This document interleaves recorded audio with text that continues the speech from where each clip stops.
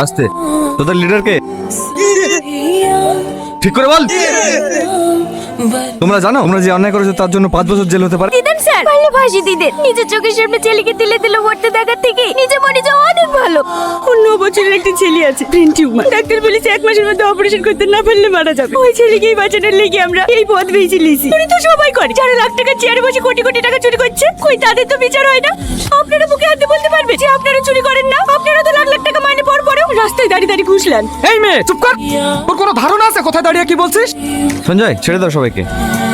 আর হ্যাঁ, ছেড়ে দিয়েছি। মানুষ ঠকানোর পারমিশন দিন। এরপর যদি আবার কখনো শুনি এরকম কাজ করেছো, তাহলে আমার থেকে খারাপ আর কেউ হবে না। রাহুল আছে স্যার। বল কি চাল আছে দেখবো। স্যার ফেন্সি দিয়ে। কার গাড়ি? মালিকের নাম কি বল। আরে আসুন আসুন, থানায় নতুন এসেছে, একটু সাক্ষাৎ করতে যাব, এই সময়টুকুও হয়ে উঠছে। তার জন্য চেয়ার নিয়ে আয়। কি হলো, দাঁড়িয়ে থাকলে